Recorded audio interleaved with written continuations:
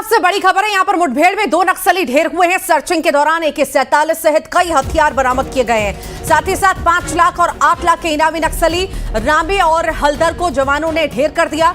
कोंडागांव जिले के मरकाम पाल में ये मुठभेड़ होना बताई जा रही है। तो 2 नक्सली ढेर हुए हैं। लाखों के ये इनामी थे। लंबे वक्त से इनकी तलाश थी और अब इन्हें ढेर किया गया है। बड़ी सफलता ये मानी जा सकती है। लाल आतंक पर बड़ा प्रहार किया गया है।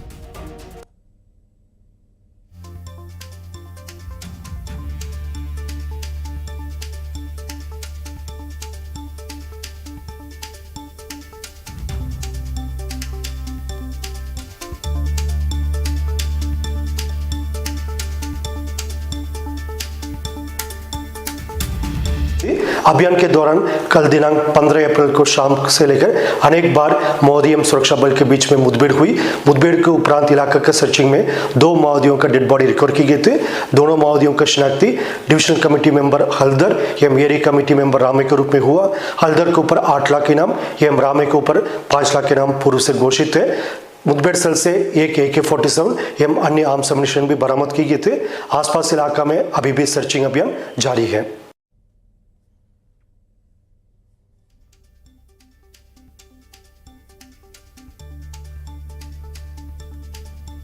ज्यादा जानकारी लेंगे सहयोगी विवेक हमारे साथ जुड़ गए हैं। विवेक, नक्सलवाद का खात्मा करना है, इसका प्रण तो ले लिया गया है और सफलताएं लगातार मिल रही हैं। इनामी नक्सली जो हैं ढेर हुए हैं।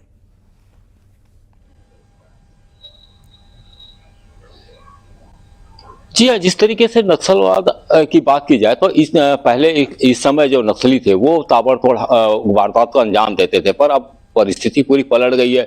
अब सुरक्षा बल लगातार नक्सलियों पर दबाव बनाए हुए हैं और दक्षिण बस्तर में जिस तरीके से नक्सलियों पर दबाव बना हुआ है तो नक्सली अब अपने सुरक्षित ठिकाने पर अपने आप को सुरक्षित करने के लिए ठिकाने खोज रहे हैं। आपको बता दूं कि जो इलाका है जहां पर कल मुठभेड़ हुई है, पहले कभी नक्सलवाद का गढ़ माना जाता था। यहाँ पर नक्सली मौजूद थे। इसकी जानकारी लगी तो DRG और बस्तर फाइटर्स के जवानों ने इलाके को घेर लिया और कल लगातार मुठभेड़ होती रही। और सबसे बड़ी बात यह थी कि जवान मुठभेड़ के बाद रात भर वहां पर इंतजार करते रहे और आखिरी में सवेरे उनको 200 बरामद हुए नक्सलियों के, जिसमें से एक 8 लाख का इनामी नक्सली हल्दर और एक 5 लाख का इनामी नक्सली रामे था। तो आपको ये है कि एक नक्सलवाद के खिलाफ जिस तरीके से सरकार ने एक डेडलाइन तैयार की है तो लगातार फोर्स जो है नक्सलियों पर ताबड़तोड़ हमले कर रही है। बड़े बड़े कैडर के नक्सली अब मारे जा रहे हैं।